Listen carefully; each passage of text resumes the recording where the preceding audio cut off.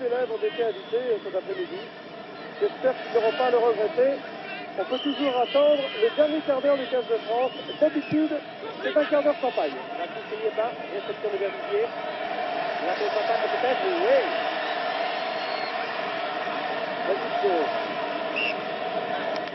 On a dit qu'il n'y a pas du tout beaucoup de balles en deuxième mi-temps. Et quand on lui donne les ballons en ce moment, ce ne sont pas des cadeaux. Christian, le talonneur australien, qui s'apprête à faire la remise en jeu là-dessus.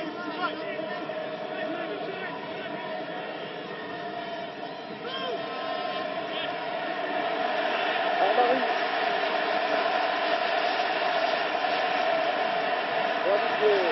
Lenel pour Stella. Blanco pour Valère. Les plaquages sont sans barrure du côté des Australiens. Impeccable. Balle au sol. La balle sera pour les Australiens. En avant des Français. Je vois que l'amitié aussi semble souffrir des côtes. Il souffre énormément là-bas. Allez le gauche. Et les jeux continuent. Marconi.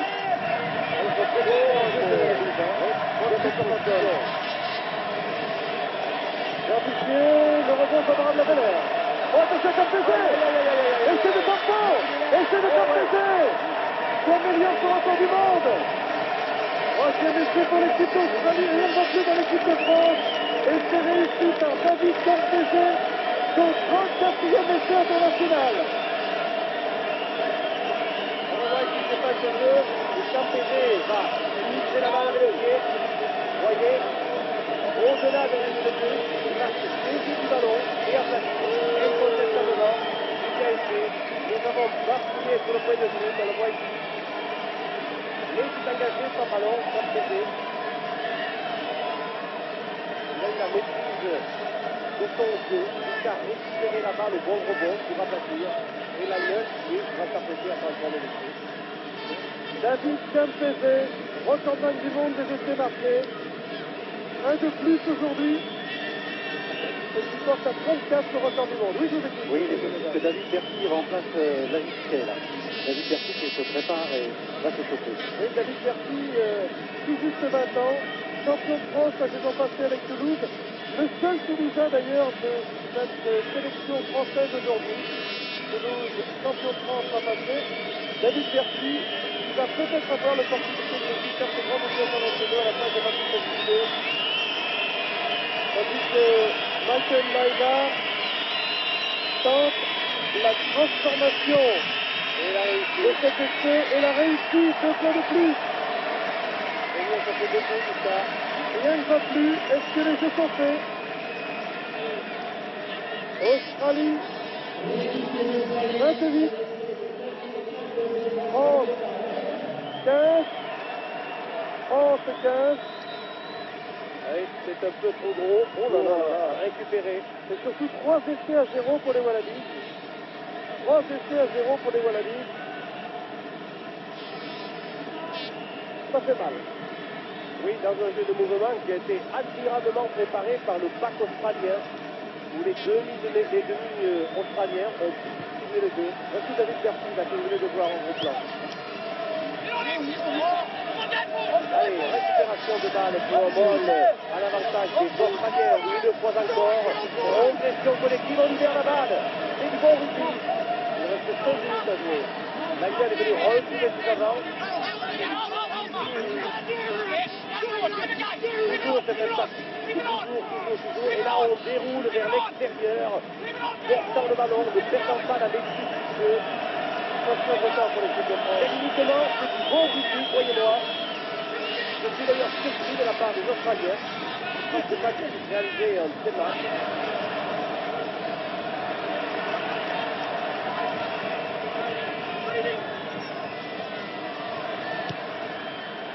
Michael Maillard, Chandelle. Qui avait habitué la réception, arrêt collé, marque accordée. Je rappelle à ceux d'entre vous qui sont en train de jouer au talon d'or sur le Minitel 3815 code A2, que c'est un jeu qui n'est pas réservé uniquement aux joueurs de l'équipe de France, mais aux 30 acteurs de la rencontre, alors que David Bercy, en ce moment, attend qu'on lui fasse signe d'entrer à la place de Patrick Magister. Ah, il doit avoir le cœur qui bat à 1000 à l'heure. Berti. Remarquez, il fait la partie des deux autres jeunes d'en face, Oran et Little. C'est tout le monde que je lui souhaite Il d'ailleurs. n'y a plus d'enfants, mon cher, il n'y a plus de gosses. C'est le baby-boom dans le rugby international. Aïe, aïe, aïe, bien dans les bras de Martin, ce ballon. Il lui va taper en l'air. Il a des avales qui sont en position de hors-jeu. Monsieur l'arbitre est bien placé. Il ne dit rien. Rosmedel pose sa balle, mais il est retourné dans le camp des Australiens. Et ballon du temps pour la France. Quelle pression sur Thierry Lacroix Oh, là. il y avait du monde là. Et le drôle de Leidel, complètement en coin, dans les bras de qui? De Serge Blanco, qui va lancer la contre-attaque. Avec Sena à l'intérieur. Ah, c'est de Serge qui peut venir la lumière dans ce match maintenant. La balle pour Philippe Sella. Oui, il y avait trois Australiens sur Sella. Ah oui, il n'était pas aidé là, il était vraiment seul contre tout. Ah, il ne lui laisse pas beaucoup de place à Philippe Sella, les Australiens.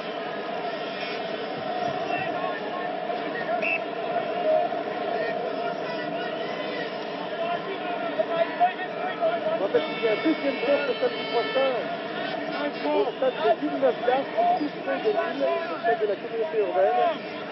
Un deuxième test match.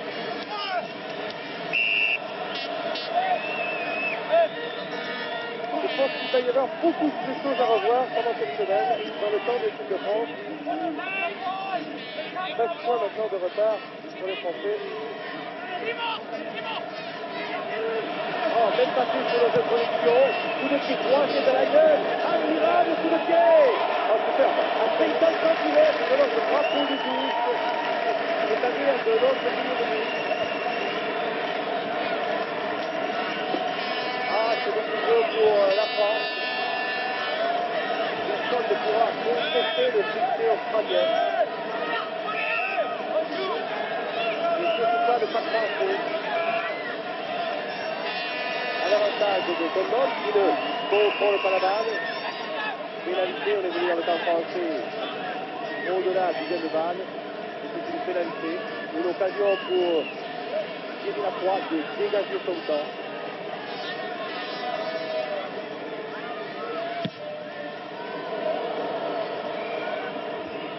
Ah, il le fait modestement en maintenant le jeu dans nos 25 mètres.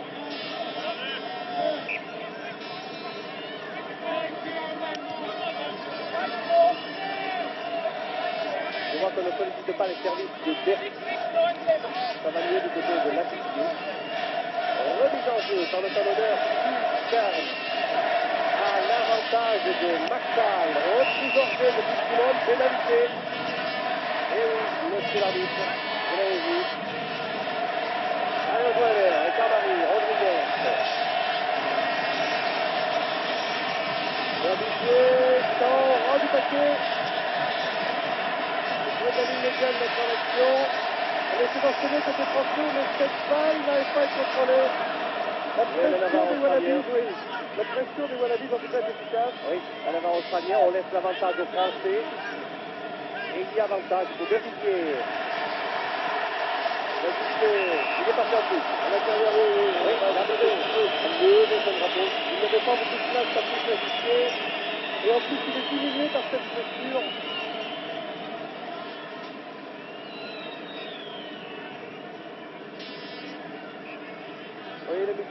Ah oui, il avait le pied en touche.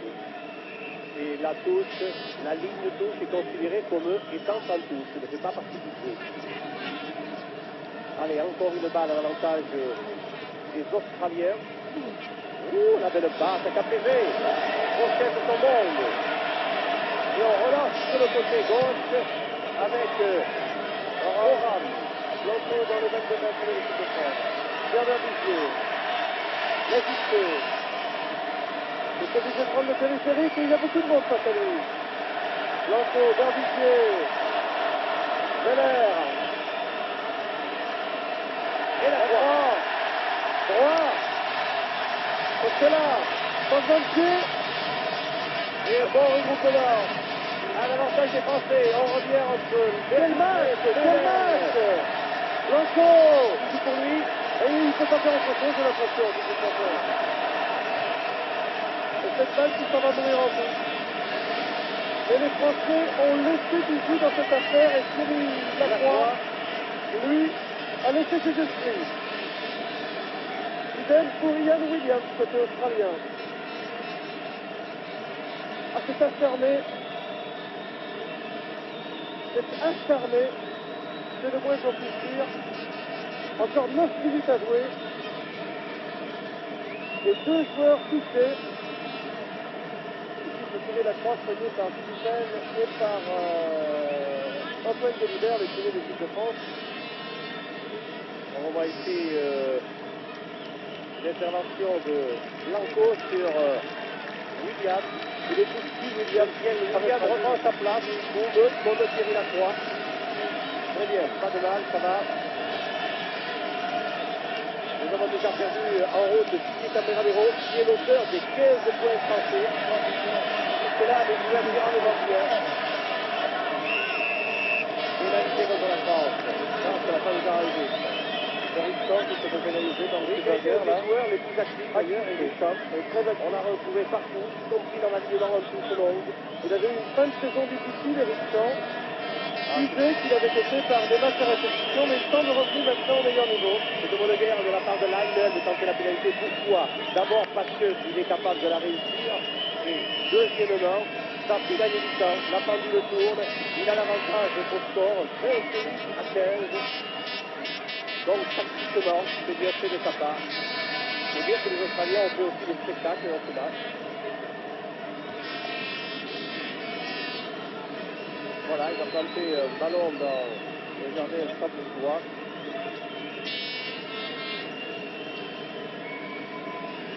Je vous rappelle le score, 15 pour la France, 28 pour l'Australie. 7 minutes à jouer dans ce match. La revanche de samedi prochain à Lille, ben, j'ai l'impression qu'il ne va pas falloir la manquer. Hein. On me dit d'ailleurs qu'il reste encore quelques places et disponibles au stade de en venue de date. Je crois que c'est le moment de les prendre. C'est la revanche. Ouais, On se fait là, ça va être quelque chose. Hein. et le coup de pied de la gueule va passer à gauche. Alors, vous savez ce que ça me rappelle? Allez, oui, j'ai compris. Une défaite des Français à Nantes contre les All Blacks. Et la première revanche de Nantes. Défaite à Toulouse. Et la contre-attaque ici. Amaré, bien libéré, centre. Et la balle sera pour Verdigier dans le grand champ. Non, c'est pour Henri, dans l'immédiane.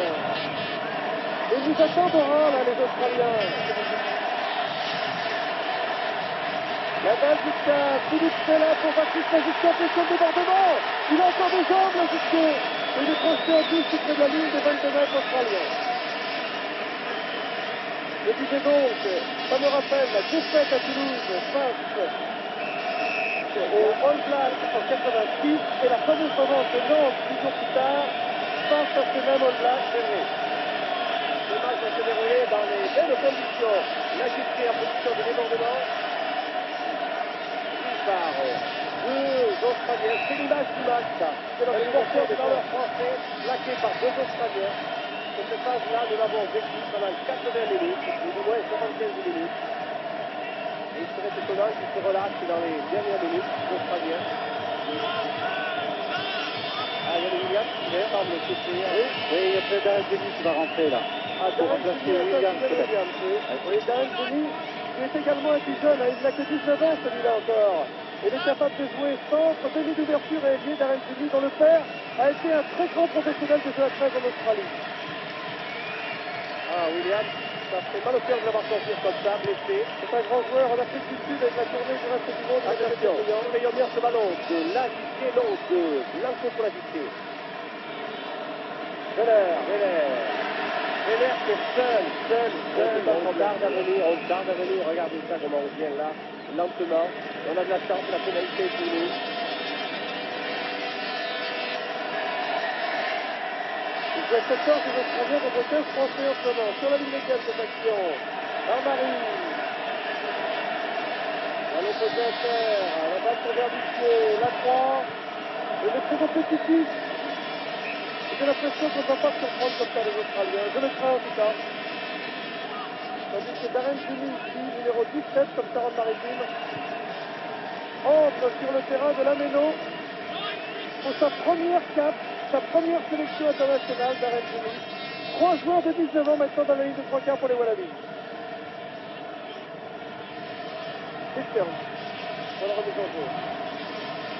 Encore une balle à leur avantage en touche. Un coup de tranquillité, grand coup de pied de Ayman.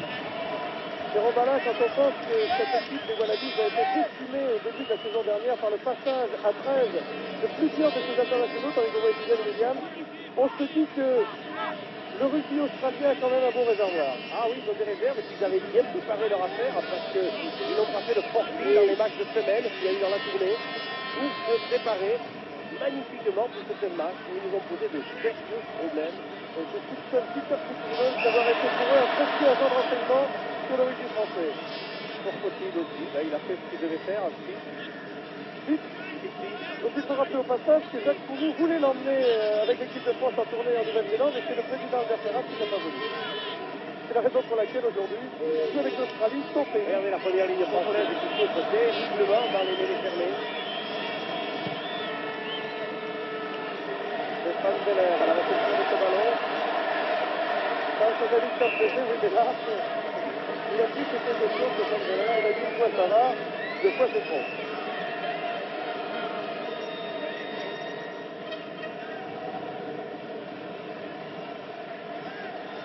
Encore 2 minutes à jouer. Et j'attends qu'on me donne le talon d'or de ce match. Ça, qu'on me communique. 2 minutes à jouer. Et Bercy qui est tout en train de s'échauffer. Que l'on voit au bord de la touche avec Oui, le docteur alors, Fred. je crois qu'il faut rappeler à ce sujet, Pierre Alvarado, que Bercy qui va entrer sur le terrain aujourd'hui serait le 3e remplaçant. Ce serait la première fois que dans un match international officiel, il y aurait un 3e remplaçant, parce que vous le savez, depuis cette année, l'International Board donne l'opportunité aux équipes nationales d'utiliser 3 remplaçants. Oui, Bercy rentre et remplacera Serge Blanco. il remplacerait Serge Blanco. Depuis le Dr. Pen. Ah bon? Ah bon, parce qu'il rentre. Et moi, j'ai les pions qui sautent parce qu'à toutes les choses, Bercy ne fait que le 2e remplaçant pour l'instant. Ce qui ne m'empêche pas de vous rappeler qu'on a droit à 3 remplaçants. Exact. Exact. Mêlée pour les Français. Du moins, l'introduction. Vérifié. On a fait super mal encore la balle. C'est du cadre. C'était, je crois, la 2e fois, ou peut-être 3e. Allez, Service. Cardonneur à l'avantage d'Armari. C'est du match français. La mêlée a tourné. On va la faire refaire, car c'est le règlement. Et le temps passe. Oui. Il ne reste plus qu'une minute à jouer dans le temps réglementaire. La défaite française est consommée. Ah, ce sera une belle motivation pour dans 8 jours à Lille. La motivation est toute trouvée. À l'avantage des Australiens, ce bal est produit par Verdier. Lionel, il perd la balle au sol sur ses avants. Regroupement, sorti par John. Il avait le passe au pied pour Campbell qui va prendre la balle. Weller, heureusement.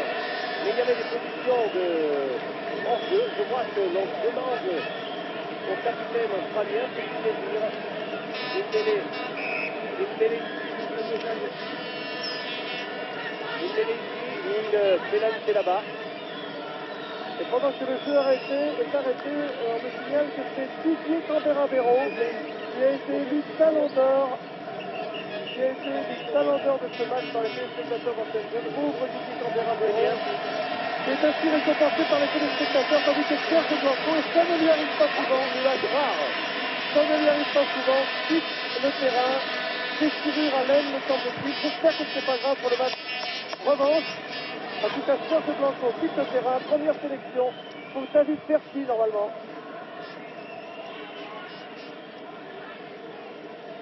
Verdier prend la balle dans ses propres 22. Le match est pratiquement terminé. Je ne dirais pas olympique, mais c'est donc plus David Bercy. Alors que nous jouons les arrêts de jeu. oui, Va-t-on lui donner le temps? d'être sacré international. Oui. Oui, monsieur l'arbitre, regardez le long de la touche. Non, il ne veut pas. Il veut que s'occuper du jeu. Et le Saumon n'a pas réceptionné la balle. D'ailleurs, il y a une pénalité là. Il a mis la balle devant lui. Reprise par l'Australien supérieur. Le jeu continue. Lionel. Oran. Martin est venu. On repasse à Oran. Et Campese décalé. Il est dans la première. Oui. Et bien le Calice est plus jusque la ligne. 41e minute, c'est-à-dire pendant les arrêts de cette deuxième mi-temps. Oran ajoute un 4e essai pour l'équipe australienne, son deuxième essai international. Justifié de cette phase de jeu, bien donné par Martin à Campese. Campese qui fait un pas de deux, donne à l'intérieur à qui? Au jeune Tim Oran qui marque. On ne peut pas contester. Jérôme Ballard, heureusement que Strasbourg est une ville où on fabrique de la bière, parce que ce soir à Strasbourg, la bière va couler à flot quand on sait que les Australiens sont les plus grands consommateurs au monde de bière. Ça c'est bien vrai, ça ne va pas les laisser indifférents d'être dans la capitale de la bière ici. En attendant, Lionel, lui, ne veut pas nous faire de cadeaux. 32 à 15. Et surtout, Ça fait beaucoup tout ça. Hein. 0 essai à 4. Et bien, je n'ai pas souvenir d'une défaite française subie sur le sol français par un score de 0 essai à 4. Il va falloir que je regarde de loin dans les archives. Demain à Stade 2, je vous donne rendez-vous pour cela, parce que là, c'est grand défaut. Allez, regardons un des derniers coups de pied de Lionel, le demi d'ouverture, le brillant demi d'ouverture australien. Il nous gratifie d'un bon coup de pied, mais qui passera à côté des poteaux. Et le match est terminé. Monsieur Jorger, l'arbitre du match, qui se donc la fin du match sur le score de 32 à 15 en faveur de l'Australie. Premier test gagné par les Wallabies. La dernière fois que les Australiens avaient gagné un test match en France, c'était en 71. Ça s'est passé à Toulouse, ils avaient gagné 13 à 11. Et ils ont dû attendre 18 ans pour rééditer cet exploit de l'équipe de Nick Jones en complète restructuration. Une équipe australienne qui avait été battue dans sa série face au Lyon, battue contre les All Blacks à Auckland, mais dans les emportés de ces espoirs. Puis aujourd'hui, c'est le score. Jean-Michel Mézard. Oui, à côté de Pierre Berthier, Pierre, pour vous demander vos premières réactions.